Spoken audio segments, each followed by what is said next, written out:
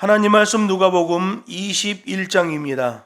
누가복음 21장 1절로 19절에 있는 말씀 제가 봉독하겠습니다. 예수께서 눈을 들어 부자들이 연복궤에 헌금 넣는 것을 보시고 또 어떤 가난한 과부의 2렙돈 넣는 것을 보시고 가라사대 내가 참으로 너희에게 말하노니 이 가난한 과부가 모든 사람보다 많이 넣었도다. 저들은 그 풍족한 중에서 헌금을 넣었거니와 이 과부는 그 구차한 중에서 자기의 있는 바 생활비 전부를 넣었느니라 하시니라.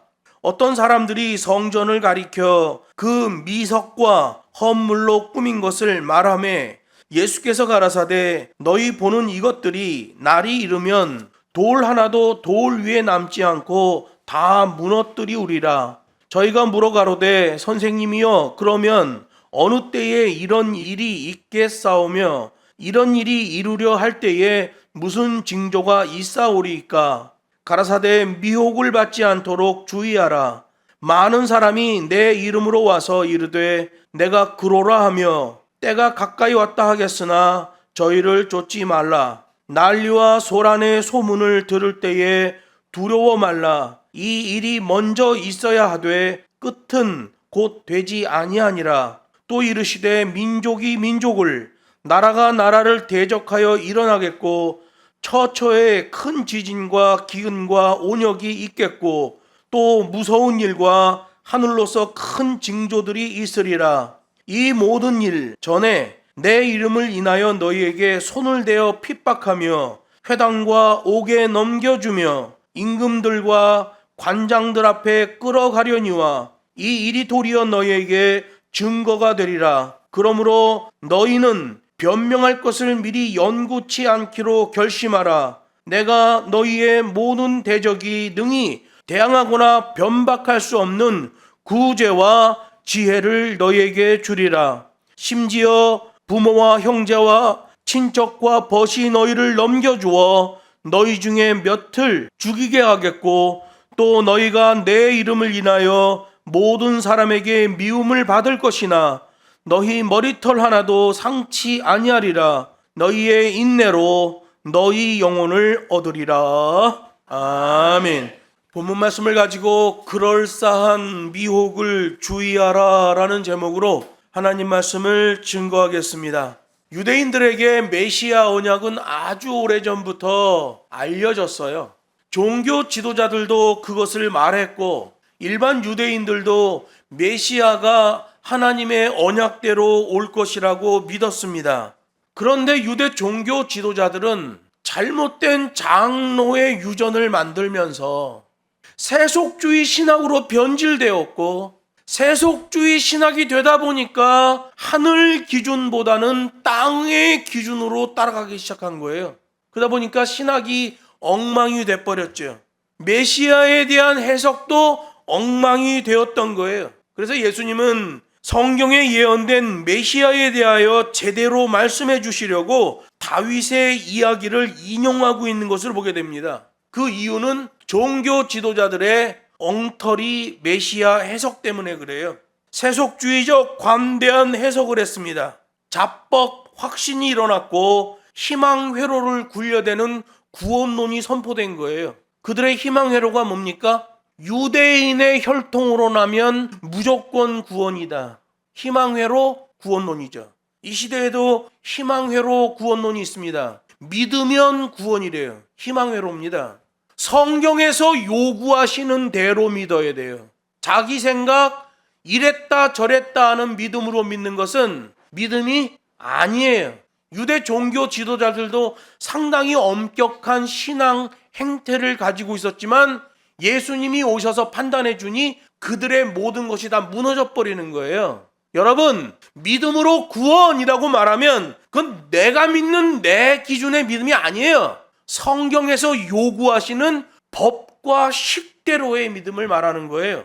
그래서 그런 관대한 신학으로 세속주의 종교 이벤트만 하던 유대 종교 지도자들은 메시아로 오신 예수님을 알아보지 못했단 말이에요. 예수님은 바리새파의 그런 관대한 신학, 자신들에게 하나님의 말씀을 유리하게 해석해 버릇하는 그것을 책망하셨고, 그런 자들에 대한 심판을 선포하신 거예요. 소경이 소경을 인도하면 둘 다 구덩이에 빠지게 된다. 이 시대에도 잘못된 신학을 말하는 교회에 다니면 지옥입니다. 주님이 말씀하셨잖아요. 그리고 본문에서도 말하잖아요. 그런 유대 종교 지도자들로부터 교육을 받고 신앙의 지도를 받은 자들은 전부 지옥에 떨어지는 거예요. 그래서 유대인을 향하여 예수님이 심판을 선포하시잖아요. 빨리 회개하고 돌아오라. 관대한 신학을 가졌던 그 종교 지도자들의 허영과 위선을 말하셔요. 긴 옷을 입고 다니는 것을 좋아하며, 그들은 사회적으로는 시장처럼 사람이 많이 모이는 곳에서 인사받기를 좋아했다는 거예요. 이 관종들이죠. 종교 지도자면 겸손해야 되는데 자기의 권위를 높이고 사람들로부터 높임을 받는 걸 좋아했다는 거예요. 종교 지도자인데 교만에 빠졌죠. 종교적으로도 교만했어요. 항상 회당에 상좌를 원했대요. 잔치집에서는 상석을 원했대요. 거마비를 받는 자리를 원했다는 거죠. 저희가 홈커밍데이를 했는데 총신신학대학원 99회에서 돈을 다 내고 교수들 연구비 드리고 학생들 장학금 3천만 원 주고 식사 자리며 모든 행사를 다 했어요. 그런데 총동창회에서 연락이 왔어요. 목사 3-4명이 와서 우리가 홈커밍데이 때 돈을 어떻게 지출했는지 재정감사를 하겠대요. 그래서 제가 물어봤어요. 왜 재정감사를 하는 겁니까? 그렇게 해왔대요.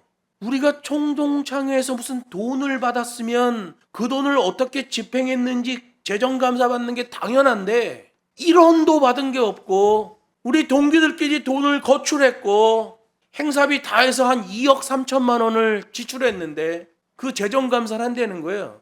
그래서 물어봤어요. 왜 하는 거냐 그랬더니 그렇게 해왔대.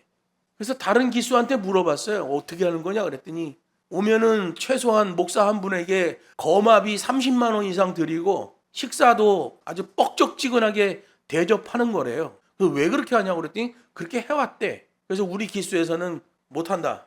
이 기금을 그렇게 쓸 수가 없다. 우리는 홀사모, 우리 동기 목사님과 결혼했다가 목사님이 일찍 죽고 혼자 남은 사모님들 지원해 줬어요. 각 도시마다 우리 동기 목사님들 정말 힘들게 목회하시는 분들 지원비를 다 지원해 드렸어요. 그렇게 하나님의 돈을 사용하는데 선배 목사들이 와서 대충 장부 보고 한 사람당 30만 원에서 50만 원씩 거마비 챙기고 한 명당 10몇만 원짜리 식사를 하고 간다는 거예요. 우린 못한다. 그랬더니 선배 목사들로부터 협박 전화가 오고 장난이 아니에요. 우린 못한다. 예수님 당시에도 종교 지도자들이 회당의 상좌, 왜 상좌에 앉아요? 끝나고 나서 자기들만의 특별한 음식, 고급 음식 카슈루트를 먹으려고 하는 거죠. 잔치집에 가면 거마비를 주는 상석에 앉으려고 했다는 거예요. 이 시대랑 똑같아요. 생활적으로는 과부의 가산을 삼키는 자들이라는 예수님의 평가를 받습니다. 그들의 돈을 착취해서 축적하며 그 돈으로 유흥적인 허비를 한 종교 지도자들, 율법적 재판권을 남용하여 물질을 챙겼고 재산 관리인으로서 과부들에게 손실을 입혔다는 거예요. 그리고 외식적으로 길게 기도했다는 거예요. 이 생활적 차원에서의 심판의 중요한 빈거가 되는 거예요. 종교적, 사회적, 생활적으로 이 종교 지도자들이 이렇게 못된 짓을 해댔다는 거죠. 전부 자기의 권력과 명예, 돈, 갈취, 유흥. 주님이 누가복음 20장 47절에서 말합니다. 그러한 자들은 마지막 때에 받는 판결이 더욱 중하리라. 종교를 빙자하여 자기의 욕심을 충족시키려는 행위, 중죄. 주님이 말씀하시는 거예요. 교회를 이용해 제 욕심을 챙기려는 자들, 중죄. 그래서 목사의 99%는 지옥 간다라고 생각하고 사역을 해야 돼. 그래야 헛소리 헛발질을 안 하는 거예요. 안 그러면 지 세상인 줄 알아요. 지가 주인 행세예요. 이 시대에도 동일합니다. 올라갈수록 아주 지랄 같은 것들이 거기 존재하고 있어요. 이 시대에도 성경 계명을 잘 배워 기억하고 그 법과 식대로 믿고 행하는 것이 중요한 거예요. 아무리 대중적으로 받아들여지는 신학이라고 하더라도 성경을 통하여 정말 그게 그러한가 따져봐야 되는 거예요. 오늘은 성전 헌금에서의 패역함을 말씀하십니다. 유대 역사학자 요세푸스는 유대 고대 역사라는 책을 썼는데 거기에 예루살렘 성전과 관련된 기록들이 남아 있습니다. 그 기록에 보면 성전에는 귀중품을 관리하는 여러 개의 방이 있었는데 그 가운데에 금방이라는 방이 있었다는 거예요. 쇠금자에 방방자. 쇠금자는 돈이죠. 돈방이 있었다는 거예요. 그 금방에는 나팔 모양을 하고 있는 13개의 헌금통이 있었다고 기록합니다. 돈을 이렇게 넣어야 되잖아요. 그러니까 입구가 나팔처럼 이렇게 넓고 좁혀지면서 헌금통 안으로 돈이 이렇게 들어가는 거예요. 나팔처럼 생긴 헌금통이 13개가 있었다. 당시에 예루살렘에서 드려지는 헌금의 종류가 너무나 많아서 헌금할 때에 헌금하면서 헌금 개수와 헌금자 파악이 이루어졌다는 거예요. 요세푸스의 문헌에 그렇게 기록됐어요. 우리는 헌금하면 어떻게 하나요? 자기가 임의로 넣고 다 예배가 끝난 다음에 헌금 개수하고 금액과 인명을 파악하지요. 예루살렘 성전에서는 헌금을 낼 때 아직 돈이 헌금계 안으로 안 들어갔어요. 안 들어간 상태에서 파악했다는 거예요. 얼마입니까? 또 무슨 이유로 내는 겁니까? 그 명목을 파악했다는 거예요. 본문 1절에 나오는 연복궤도 그 13개의 연복궤 중에 하나죠. 13개의 헌금통이 있었던 그 금방은 여인들의 뜰을 지나자마자 있었기 때문에 예수님이 그 헌금 액수를 알고 그 용도를 들었다는 것은 여인의 뜰 지나 금방이 있는 그 사이에 예수님이 계셨다는 거예요. 예수님께서 헌금통 보관하는 방 가까이 계셨기 때문에 과부의 헌금이 어떤 명목으로 얼마가 드려졌는지를 듣고 알 수 있었다는 거예요. 왜? 헌금을 할 때 말을 한단 말이에요. 얼마입니다. 무슨 명목으로 드리는 겁니다. 여러분 두렙돈이라고 나오는데 이건 두렙돈을 계산하려면 고드란트랑 비교해야 되고 고드란트가 나오면 아사리온하고 비교해야 되고 아사리온이 나오면 데나리온하고 비유하고 이래야 되는데 이게 복잡해요. 1데나리온이 하루 품삯이에요. 1데나리온의 64분의 1이 두렙돈이에요. 여러분 일당이 10만 원일 경우에 두렙돈은 1563원이에요. 10만 원에 64분의 1, 1563원. 결국 두렙돈은 하루 품삯의 64분의 1에 해당하는 돈으로서 아주 지극히 적은 액수였어요. 1563원. 오늘 본문은 연복궤를 말합니다. 부자들의 연보, 가난한 과부의 연보를 비교해주고 있어요. 그런데 이거는 누가 돈을 많이 냈냐 적게 냈냐 정성스럽게 내라 이런 내용을 말하는 게 아니에요. 누가복음 20장에 말했던 종교 지도자들의 패역함, 그들의 돈에 대한 욕심, 그것과 연결하여 예루살렘 성전이 왜 멸망되는지를 그 이유를 설명하려고 나온 내용이란 말이에요. 그래서 헌금을 많이 냈냐 적게 냈냐 정성을 들였냐 안 들였냐 라고 본문을 따서 설교하면 그 목사는 거짓말 설교를 하는 겁니다. 본문의 이 헌금의 내용은 심판의 빈거가 되는 거예요. 증명 자료가 된다는 거예요. 부자들의 연보는 자기 과시를 위한 행위였어요. 유대인들이 장로의 유전으로 신학을 갖고 있잖아요. 많은 물질을 가진 자는 하나님의 축복을 넘치게 받은 것이다. 자랑하고 다니는 거예요. 물질이 많으면 그 사람은 천국에 가서도 아주 좋은 자리를 잡게 된다고 가르쳤던 거죠. 그래서 부자들은 자기를 과시하며 자기를 알리려고 했던 거예요. 이런 특징이 서양 교회에 그대로 나타납니다. 여러분 서양이 부자가 되면서 자기 과시적 차원에서 가난한 나라들에게 원조를 시작했습니다. 그런데 나중에 보니까 원조한 것보다도 더 많은 것을 약탈해 갑니다. 바로 이거죠. 이거 범죄거든요. 여러분, 우리나라도 미국이 우리나라를 많이 도와줬다고 얘기하는데 물론 어려울 때 많이 도와줬습니다. 근데 약탈이 너무 심해요. 지금 우리나라가 미군에게 주는 돈이 너무 많아서 1년에 미군이 돈놀이를 하는 돈이 8천억이 넘습니다. 맨날 돈 없다고 우리 돈 더 뜯어가는데 우리 돈에서 남아서 8천억 원을 이자놀이로 돈을 돌리고 있어요. 그리고 돈을 더 뜯어가려고 합니다. 우리나라 반도체 회사를 다 먹어버리려고 합니다. 우리나라 방산을 다 무너뜨리려고 합니다. 여러분, 양키들은요, 자기네가 부자인 것 때문에 거들먹거리고 자기 과시하려고 도와주는 척합니다. 그러나 시간이 지나서 그들이 부유해지면 다 약탈해버립니다. 그래서 제국주의 나온 거 아니겠어요? 가서 다 약탈해 가잖아요. 사람 죽이고. 그게 서양의 역사예요. 그 역사는 지울 수가 없습니다. 오늘 본문에 나오는 연복교회에 돈을 넣었던 부자, 주님이 말씀하셔요. 원문에 보면 자기가 가진 많은 것 중에 생색내려고 물질을 냈다. 제가 예전에 말씀드린 적 있죠. 부자는 다른 사람을 도와주고 섬기는 것으로 하나님께 인정이 되려면 다리가 휘청거릴 정도의 물질을 내놔야 됩니다. 그렇지 않으면 자기 과시의 물질로 변질되고 그 물질로 인해 중죄를 저지르게 됩니다. 오늘 본문에 보면 가난한 과부의 연보가 나옵니다. 예수님이 평가하셔요. 자기의 모든 것을 드렸다. 성경은 말합니다. 사회적 약자로서의 보호를 받지 못하는 자들을 섬겨야 한다. 여러분, 유대 사회에서 이렇게 두 렙돈을 헌금으로 내는 가난한 과부가 존재한다면 하나님의 율법에 의해 그 시대 거기에 종교 지도자들은 중죄를 짓는 거예요. 하나님의 말씀을 따라보면 이 시대에도 교회 반경 1km 내에 굶는 자가 있다면 그 반경 안에 있는 교회 목사들은 전부 지옥 갑니다. 성경은 그렇게 말하는 거예요. 종교 지도자들의 욕심을 말씀하셨습니다.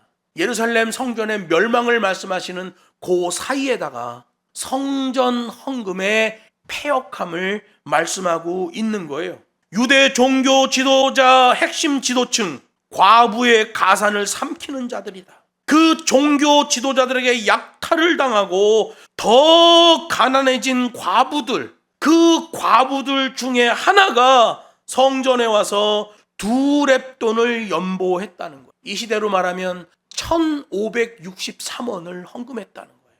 제가 아는 어떤 교회에서 어느 권사님이 주일헌금을 3,000원을 했습니다. 주일헌금 3,000원을 한 것 때문에 교회 중직들이 다 모였어요. 권사님 집에 무슨 일이 일어난 거냐, 어떤 어려움이 발생한 거냐. 그래서 그것을 파악하고 교회에서 그 권사님을 도와드렸어요. 돈을 추구하는 목사는 그 권사를 힐난했을 겁니다. 권사가 돼가지고 헌금이 이게 뭐야.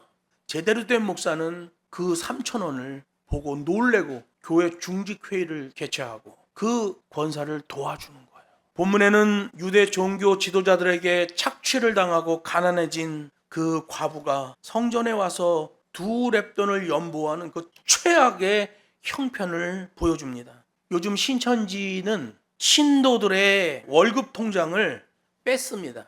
그리고 용돈을 타서 씁니다. 왜 그렇게 하냐 보니까 자기네끼리 계급을 만들어 놨어요. 서로 경쟁하게 하고 그 계급을 더 높이 올라가려고 하는 거예요.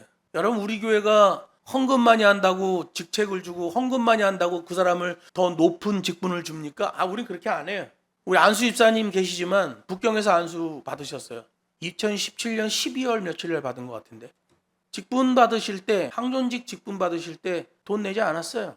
요즘 한국 교회는 항존직 임명할 때 안수 집사, 장로, 권사도, 큰 교회는 장로 되려면 한 3억씩 냅니다.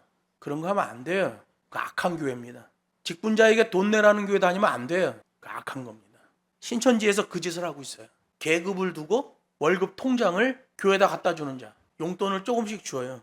사람에게 등급을 매겨 더 높이 올라가려고요. 올라간다고 뭐 생기는 건 없어요. 사람의 심리를 이용하는 거죠. 내 밑에 누가 있고 나는 얼마큼 올라가 있다. 본문에 나오는 종교 지도자들, 예수님이 단계별로 책망하시잖아요.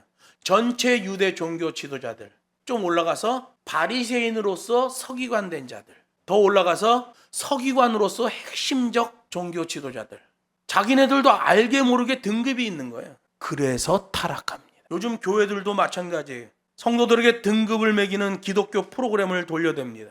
무슨 제자 양육 초급 과정, 중급 과정, 고급 과정, 진짜 악한 거 지도자 과정. 그거 공부하면 지도자예요? 근데 거기에 아등바등 매달리게 해요.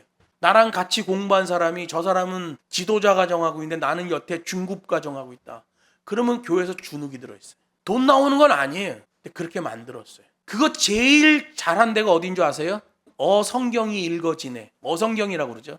등급을 만들었습니다. 그냥 성경을 읽으려고 모이는 부녀자들 단체였는데 그 이해실 사모가 강남에 빌딩을 샀습니다. 이해실 사모가 어성경으로 강남에 빌딩을 사니까 거기에 몰입해서 지도자 과정 강사가 되려는 사모들이, 목사 사모들이 몰려들고 있어요. 피 터지는 거예요. 내가 지도자 돼서 나도 강사로 돌아다니며 많은 돈을 챙기려고. 그 핵심 꼭대기에 있는 이해실 사모는 강남에 빌딩을 샀습니다. 이게 이 시대에 벌어지고 있는 일이에요. 성전 연보의 비리. 오늘 본문에서 연복궤에 대한 이야기를 예수님이 하셔요. 부자들이 내었던 연복, 가난한 한 과부가 내었던 연복. 거기에서 말씀하시는 핵심을 우리는 알아야 돼요. 이 시대에 똑같은 일이 벌어지고 있는 거예요. 직전 누가복음 20장에서 유대 종교 지도자들 전체에 대한 책망을 말씀하셨고, 이어서 바리새파로서 서기관된 자들에 대한 책망을 하셨으며, 그 서기관들 중에서도 핵심 지도층의 생활 속에서의 패역함을 언급하셨잖아요. 진노와 심판이 예비되어 있다. 그 종교 지도자들은 자기네들의 기득권에 대하여 예루살렘 성전을 그 배경 삼고 있었잖아요. 그래서 종교 지도자들은 성전을 삐까번쩍하게 꾸미는 일에 관심이 많았고 그 일에 열심을 보였어요. 웅장하게 짓자, 좀 특이하게 희소성을 갖자, 그걸로 자기네 권력을 삼았던 거죠. 예수님께서는 그런 종교 지도자들의 부조리에 대하여 책망하시고 심판을 이미 언급하셨으며, 성전에서의 연보를 통해 그 종교 지도자들의 죄악상을 더 구체적으로 드러내고 있는 거예요. 헌금 많고 적고가 얘기하는 게 아니에요. 정성이 있냐 없냐를 얘기하는 게 아니에요. 종교 지도자들의 그 영적인 죄악상을 말하고 있는 거죠. 고로 본문의 말씀은 성전의 영적 문제에 대한 중요성을 말하는 거예요. 예루살렘 성전이 타락하고 폐역할 수밖에 없는 이유를 설명해 주고 있는 거예요. 돈과 물질에 그들의 욕심이 들어갔다는 거죠. 그래서 돈과 물질이 죄악의 도구가 되어버렸다는 거예요. 돈과 물질은 중립입니다. 그런데 사람의 욕심이 그 안에 들어가면 그 돈과 물질이 죄악의 도구가 돼버리는 거예요. 요즘도 심심치 않게 뉴스가 나옵니다. 주식이 쫙 올라가니까 또 젊은 사람들이 빚을 얻어서 거기다 돈을 넣었는데 엄청나게 손해를 봤다. 영끌은 죄악이다. 왜? 그 물질에 욕심이 들어갔기 때문에. 욕심이 들어간 그 물질은 순식간에 죄악의 도구가 돼버리는 거예요. 성전에 있는 헌금궤, 그 돈도 역시 자기 과시하려는 욕심이 들어가면 범죄의 빙거가 된다는 거예요. 주중에 있었던 일이에요. 지난 주중에 있었던 일이에요. 제가 서울에 한 중대형 교회에 일이 있어서 갔습니다. 그랬더니 그 교회 목사님이 자랑하며 얘기해요. 그 땅 종교 부지를 받으려고 온갖 수단을 다 동원했다는 거예요. 내가 이렇게 들어보니까 좋지 않은 방법이었어요. 그리고는 하나님의 은혜로 그 땅을 살 수 있었다고 얘기했습니다. 제가 볼 때는 아니거든요. 그러면서 본당을 구경시켜주겠다고 들어갔어요. 엄청 넓더라고요. 본당에서 바깥으로 문을 열고 나오는 순간 내 키의 1배 반 정도 높이로 여기 끝에서 저기 끝이 약 한 15m 되는데 요만한 헌금 서랍, 1인당 하나씩 있는 서랍이 쫙 있는데 정말 만리장성 같아요. 저기서부터 저기까지. 예배당에서 나오자마자. 여러분, 교회는 그런 거 만들면 안 돼요. 교회 앞에다 그렇게 헌금 서랍을 만들어 놓는 못된 짓을 한 교회가 서울에 있습니다. 교회가 아주 병들어 버렸어요. 돈과 물질에 사람의 욕심이 들어가면 범죄의 도구가 되는 거예요. 지난주에 개척자금을 받았다는 한 목사도 만났습니다. 3억을 어느 교회에서 받았대요. 그래서 1년 동안 그 3억을 다 투자해 부교육자들한테 사례비를 화끈하게 주고 정말 삐까번쩍한 프로그램을 돌리겠다고 그러더라고요. 만약에 1년 후에 그랬는데도 부응이 안 되면 교회를 집어치우겠대요. 다른 거 하겠다는 거죠. 교회는 주님의 몸이에요. 그런데 이미 돈과 물질에 목사의 욕심이 들어가 교회가 자기 사업체가 된 목사들이 많습니다. 교회 지원금 3억을 받아서 1년 동안 투자를 하고 안 되면 교회 집어치우겠대요. 그런 목사도 만났습니다. 지난주에 탈북한 목사 3명을 만났습니다. 한 명은 서울에서 목회하고 하나는 부천에서 하나는 인천에서 목회합니다. 그들이 얘기하는 소리를 들었어요. 한국교회 선교비는 눈먼 돈이라 먼저 먹는 놈이 임자다라고 얘기하더라고요. 탈북자니까 감성주의에 오염된 교회나 성도들이 꽂아주는 돈 봉투가 있잖아요.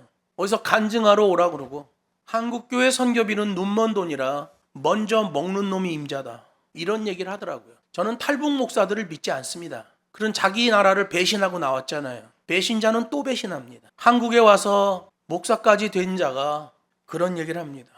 또 지난주에 저 전주 쪽에서 오신 목사님들을 만났어요. 모이기만 하면 어떻게 노후를 위해 돈을 챙기고 더 많은 연금을 받을 것인가가 그들의 핵심 관심사예요. 회의 끝나고도 그 얘기하고 밥 먹을 때도 그 얘기하고 커피 마실 때도 그 얘기를 하더라고요. 어떻게 하면 연금을 1원이라도 더 받냐? 어떻게 하면 노후장금을 조금이라도 더 챙길 수 있는 방법이 뭐가 있냐? 이거 노하우를 서로 전수하고 있는 거예요. 깜짝 놀랐어요.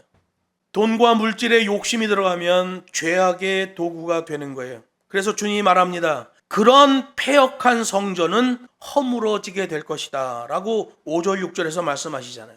5절에 말합니다. 어떤 사람이 성전의 미석과 헌물로 꾸민 것에 대하여 정말 대단하지 않습니까? 라고 얘기하는 거예요. 여러분, 미석은 아름다운 돌이라는 뜻인데 그 팔레스틴 지역에서 나는 하얀색 대리석을 말하는 거예요. 고가의 돌이죠. 예루살렘 성전이 그걸로 꾸며졌다는 거예요. 헌물이라는 말은 아나데마스틴이라는 말은 하나님께 봉헌되어지도록 약정된 것이라는 뜻입니다. 그러니까 어떤 부자들이 그런 삐까번쩍한 성전이 지어지기 위하여 하나님의 것으로 약정된 것을 냈다는 거죠. 그 무슨 얘기예요 이게? 기증자가 누군지를 알 수 있는 물품을 냈다는 거예요. 그러려면 어떻게 해야 될까요? 기증 물품에 이름을 새겨야 되겠죠. 여러분, 그래서 골 좋은 목사들이 1970년, 80년대에 교회를 지을 때에 성전 건축이라고 했습니다. 여러분, 성전은 없어요. 예루살렘 성전이 AD 70년에 무너진 다음에 지상에는 성전이 없는 거예요. 우리가 모이는 데는 교회당 또는 예배당이라고 하는 거예요. 성전은 없습니다. 그런데 성전 건축이라고 거짓말하고 벽돌에 이름을 새겼습니다. 그랬더니 엄청난 액수의 건축원금이 들어왔지요. 그 짓을 그대로 따라한 게 천주교입니다. 천주교도 돈 많이 벌었어요. 그래서 곳곳마다 있는 천주교 성당을 보면 얼마나 근사하게 전놨는지 몰라요. 어떻게? 벽돌에 이름을 새기는 거죠. 요즘은 불교가 그 방법을 애용하고 있습니다. 절간에 가보세요. 굳이 마당에 연등을 매다는 그 장치를 해가지고 아주 연등이 하늘을 다 가려버립니다. 그 정도로 걸어요. 연등에 안에다가 리본을 다는데 거기다 이름을 다 적습니다. 그리고 기와장에다가 이름을 적습니다. 그래서 요즘 절이 부흥하고 있어요. 자기 이름을 드러내어 기증자가 누구인지 다 알게끔 하는 것. 오늘 본문에 나오는 아나데마틴, 헌물이라는 단어로 번역된 이 단어, 하나님께 봉헌되어지도록 약정된 것이라는 뜻이에요. 눈에 보이기 좋은 하얀색 대리석, 그리고 기증자가 누구인지 다 알게끔 하는 이 약정된 것. 기가 막히죠. 여러분, 제주도 제주항 위쪽에 보면 절간이 하나 있습니다. 그 절간에 가면 큰 괴종이 있어요. 큰 종이에요. 그 종에 가보면 사람들의 이름이 빼곡하게 적혀 있습니다. 그리고 써 있어요. 이 종이 울릴 때마다 이 사람들의 이름이 온 사방으로 퍼져나가고 복받는 것이다. 그 종을 만들 때 어마어마한 사람들이 돈을 냈습니다. 사람들이 들을 때는 그럴싸하지요. 왜? 종소리가 울릴 때마다, 그 엄청나게 큰 종이 울릴 때마다 제주도 북쪽 제주항 바로 앞에 있는 그 언덕, 그 절간에서 종소리가 사방으로 퍼져나갈 때 자기의 이름이 퍼져나가니 얼마나 좋아요. 자기가 죽더라도 그 종이 대대로 자기 이름을 온 사방으로 펼쳐 알려줄 거 아니에요. 그럴싸하죠. 주님이 말합니다. 그럴싸한 유혹을 조심하라. 본문의 성전은 예루살렘 제3성전이에요. 제1성전은 솔로몬 성전이었죠. 그게 다 무너집니다. 그리고 나서 포로기에서 돌아온 다음에 다시 두 번째로 성전을 짓는데 규모가 작았던 수룹바벨 성전이 제2성전이에요. 그리고 그것도 무너지고 헤롯 대왕 때에 제3성전을 지었던 게 오늘 본문에 나오는 성전이에요. 그런데 이 헤롯 성전은 BC 19년부터 짓기 시작했는데 본문에서 예수님 공생애가 끝나가는 그때까지도 AD 29년이죠. 예수님 공생애는 AD 29년에 끝납니다. 아직 다 완공이 안 된 상태예요.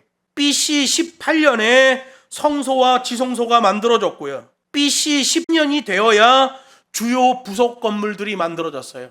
그리고 AD 64년이 되어야 최종 완성이 됩니다.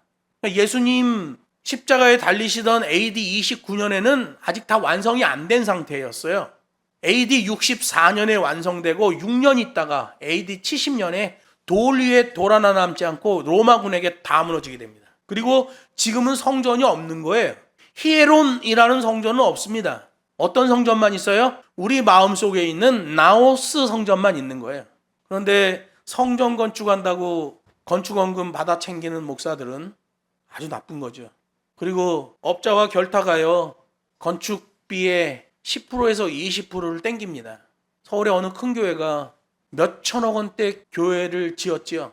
추가된 건축비가 어마어마합니다. 거기서 10%만 생각해도 400억이에요. 그래서 교회 건축하면 교회 건축위원장 장로랑 담임 목사가 그렇게 쌈박질을 해대는 거예요. 왜? 돈이 보이거든요. 그냥 조금만 조작하면 몇십 몇백만 원씩 계속 들어오거든요. 예수님 당시에 성전이 그랬고 이 시대의 교회당도 그래요. 그래서 목사는 99%가 지옥 간다는 생각으로 목사가 되고 사역을 해야 돼요. 그래야 딴짓을 하지 않는 거예요. 그런데 양키 신학이 말합니다. 믿음으로 구원, 행위 심판을 말하지 않아요. 그래서 교회가 타락해요. 예수님 당시에 성전이 다 지어지진 않았지만 성전 입구에는 화려한 흰 대리석과 또 여러 부자들이 자기 이름을 새겨 드렸던 귀금속과 보석들이 장식돼 있었다는 거예요. 가난한 백성들은 그런 예루살렘 성전을 볼 때마다 감탄했어요. 웅장했어요. 화려했어요. 세속주의적 종교성이죠. 예수님께서는 그 웅장하고 화려한 성전이 어느 특정한 날이 되면 완전히 무너질 것이라고 선포하셨습니다. 돌 위에 돌 하나도 남지 않고 무너지게 될 것이다. 그 이유는 지금까지 봐왔던 그 유대 종교 지도자들의 패역함 때문에 그래요. 물질의 욕심, 주인 행세, 스타 행세. 그래서 문제가 난 거예요. 그 유대 종교 지도자들의 패역함, 그 욕심이 밖으로 드러난 행태가 바로 오늘 본문에 나오는 웅장하고 화려한 성전, 그것이었어요. 그럴싸하죠. 하나님께 예배하는 곳이니까 하얀 대리석 갖다 놓고 값비싼 것으로 장식하고 멋지게 짓는 것, 그럴싸하지요. 그런데 주님이 말합니다. 성전이 무너질 것에 대하여 예수님이 얘기하니까 그들이 그런 일이 있기 전에는 무슨 징조가 있는 겁니까? 그랬더니 주님이 바로 말씀하셔요. 그럴싸한 미혹을 조심하라 라고 말씀하시는 거예요. 여러분, 이 시대도 마찬가지입니다. 종교 장사를 하는 시대예요. 한국교회는 대교회를 추구합니다. 하나님 주식회사예요. 그런 거 하면 안 되잖아요. 그런데 목회자들이 다 거기에 미쳐 있습니다.